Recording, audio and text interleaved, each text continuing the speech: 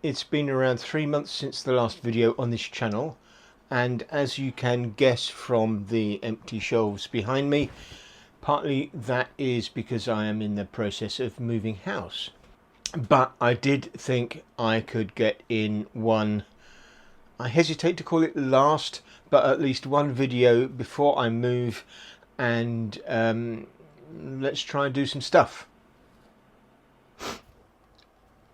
Back in October we built these 7-segment hexadecimal displays to connect to a Commodore 64, and we connected it to the 64 via this little user port adapter. So the display is plugged in here, and we wrote a program in BASIC that went through and counted and displayed on the 7-segment digits in hex. Now, I said at the time that the thing that I wanted to do with this was actually to take two of them and make a 16-bit display with 4 digits. And so that's what I've done, and I'm here to tell you about it. Now, this all started a couple of years ago when I made this little board, which was my first attempt at doing surface mount soldering, and I called it a blinking bus. I used it to display the outputs of some GPIOs that were attached to the cartridge port on a 64 at that time. And this was my first attempt at really surface mount soldering and surface mount PCB design. And I discovered in the process of that I really hate these little resistor networks. They are horrible things to solder, but that is by the by. And this led to my continued fascination with LEDs and blinking stuff. And so we built these. Now, this is basically the same circuit, but there's two different versions of it. This uses an MC14495 Hex Display controller, which has got all the resistors for the LEDs built in. The alternative is this one, which uses a GAL 16V8, and this does exactly the same thing. We have 8 series resistors on the back for the LEDs, because these don't have LEDs resistors built in. They're just programmable logic. You've got like 9 inputs and 5 outputs, and you can determine through a series of equations and programming exactly how that works. So we've got series resistors on the back. I used SMD for those, and basically to come into the same form factor, and that does exactly the same job. Now again, 1 chip, 1 digit, 1 chip, 1 digit.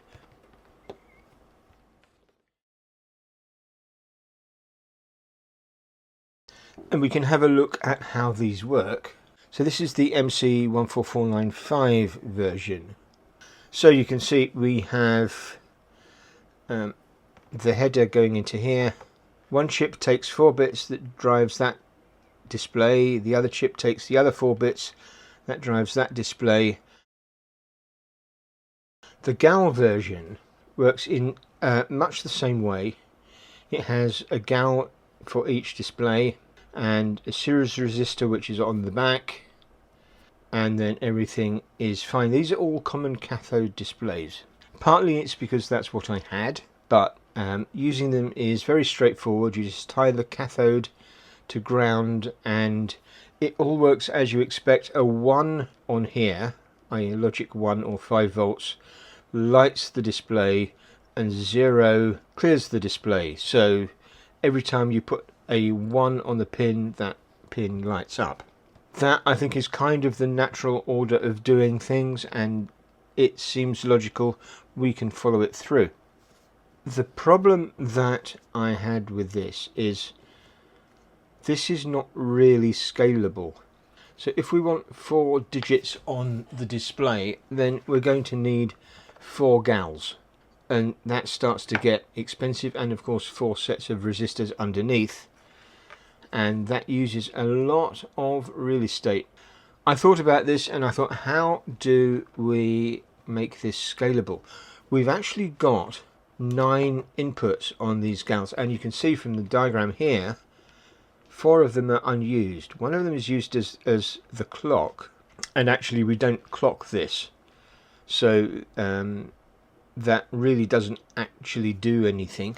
So it would be nice if we could have all 8 inputs going on here to control 2 displays. And how are we going to control 2 displays from one set of outputs?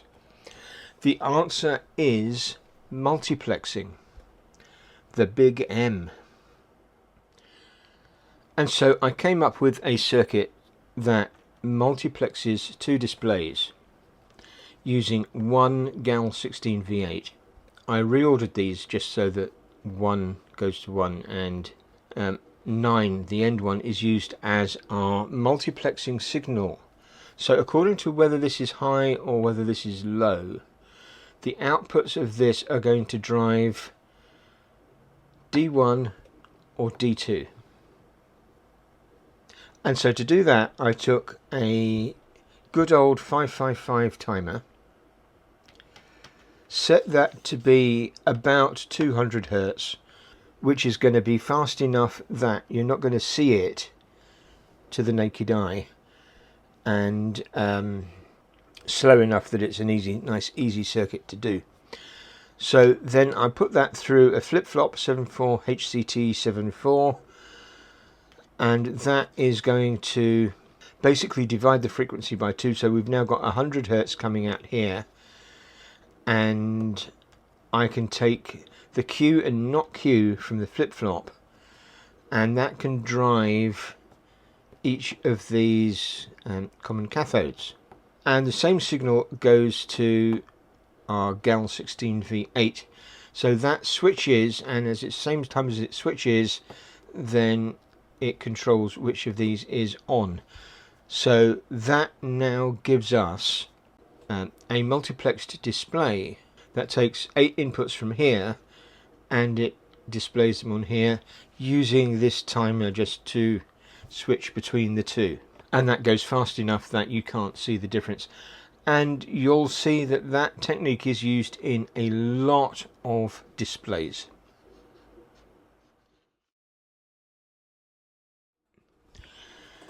I showed you the process of burning the gals in the last video, and doing the 4-digit version is no different to that. The equations are different, and this is a printout of the equations for this, but you can see it's fairly straightforward. The only problem is I could not get it to compile. And the reason that I couldn't get it to compile is that the equations that this produces are too big for the GAL. So back to the drawing board.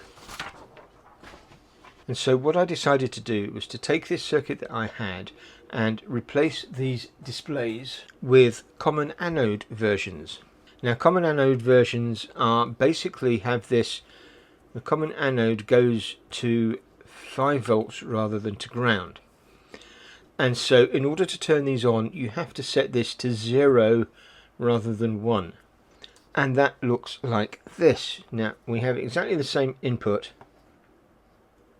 We have a GAL16V8, we have our resistors, and we have our 2 7-segment displays. We have the 555 and the 74HCT74, all as before, and they're driving the cathodes, except they're not driving the cathodes, they're now driving the anodes. We still have 1K on the base, but now the emitter goes to 5 volts instead of ground. So we have another set of equations for this.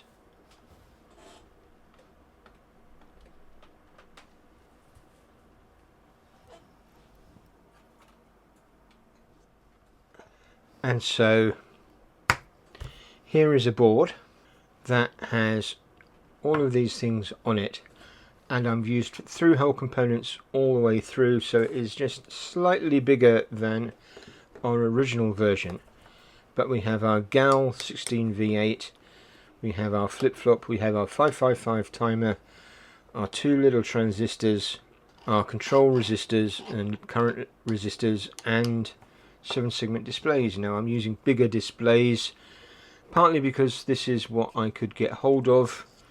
I had to buy in common anode displays, and these ones are a bit bigger. They have a different pin out to these ones.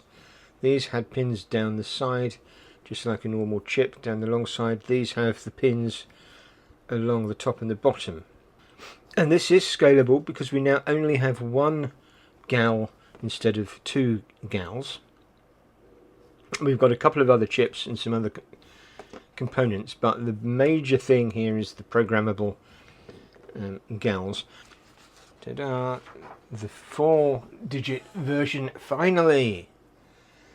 And you can see that we have basically just two sets of that. It's controlled by the one 555 timer and the same two transistors. They drive both sets of LEDs, and we get a board that looks like that.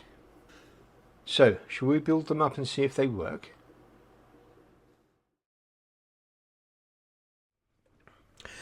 So I know you don't like soldering videos, but bear with me, we'll get through this as quick as we can. Now I know these are 680 ohms in the schematic, but I'm going to use 1K because these are blue LED displays and they are pretty bright, and I have tried them before, and 1K is about the right value for the series resistor.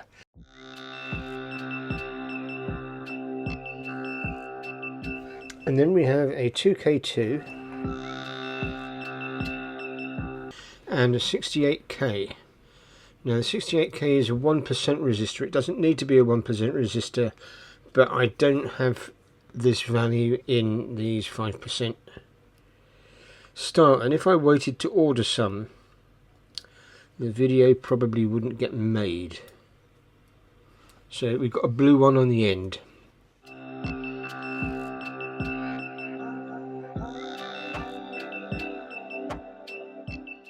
There we go.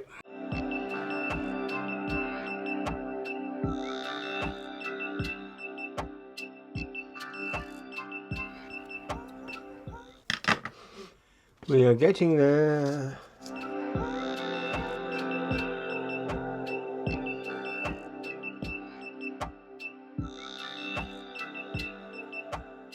So the final thing is the pin connector, and this is just a regular 11-pin header, or a long header broken down into 11 pins. And the third one there is pulled out so that that will then slot in there like that.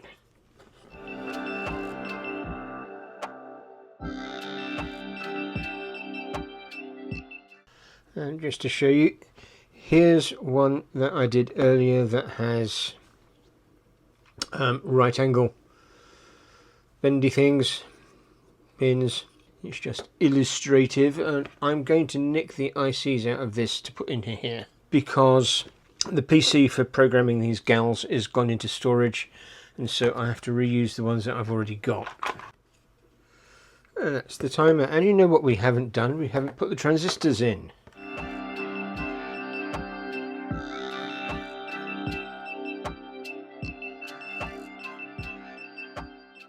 So there we are.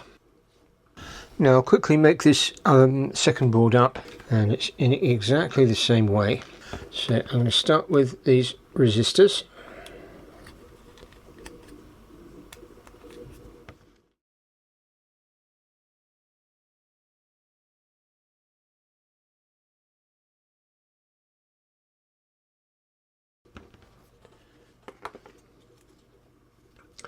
And there we go.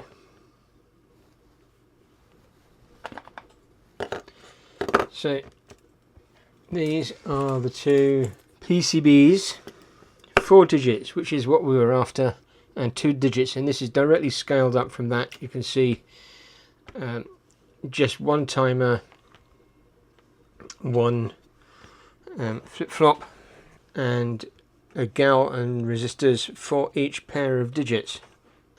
So on the back, I've been experimenting with a new logo, as you can see here. Comments in the comments, please. See what you think. It does give you a hint of where the channel might be going in the future.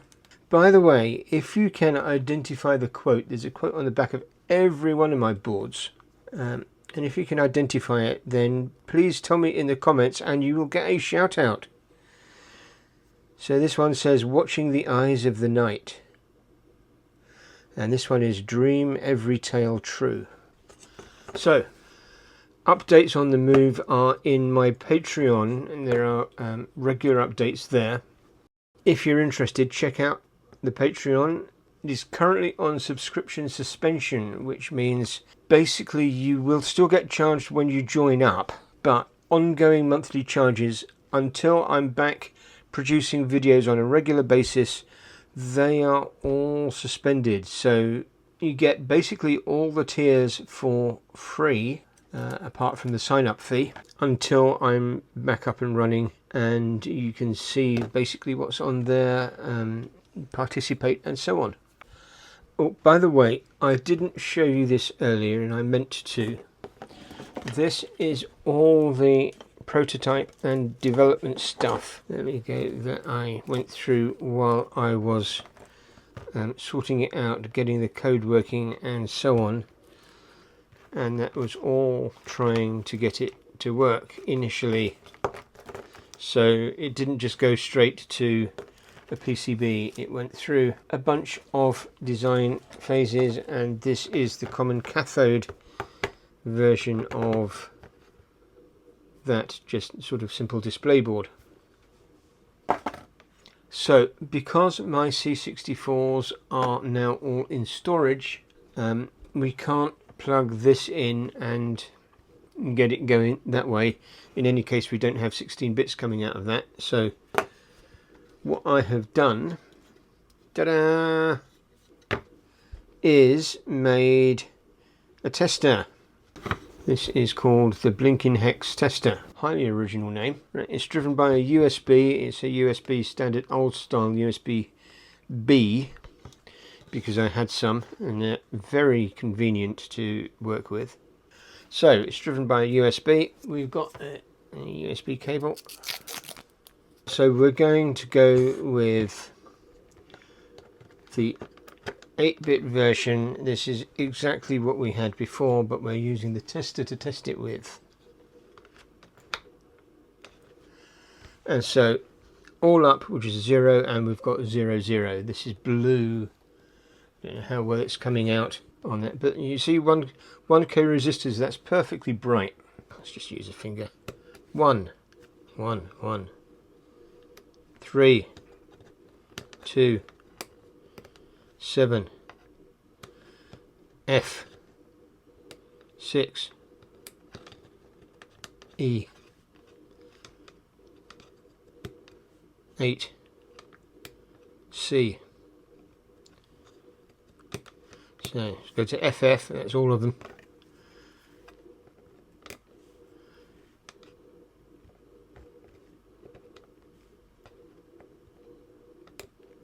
(9D), right.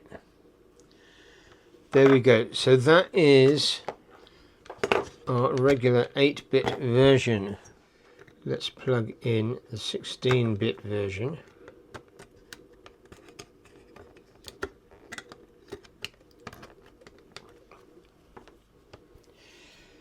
I'm sure you can understand where this is going to go.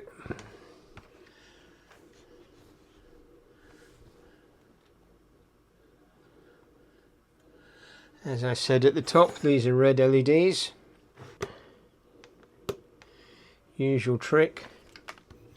Use this times 1, 5, 15, D5, and you see the LEDs there all match. 8, C, There we go, C9D5. Of course, all down gives us FF.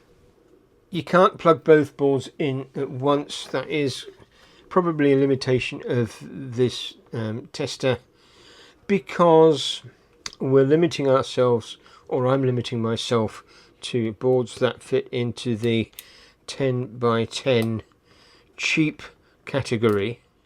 So I mean, it was literally just a £5 to build these and throw them in with the same order.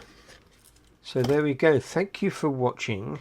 I hope I will be back again fairly soon. If I suspect I may well not be able to do another video before I move, but once I've moved and got a new studio set up, then I'll be back and we'll do a studio tour and all that sort of good stuff. So thank you for watching, and I'll see you again soon. Bye.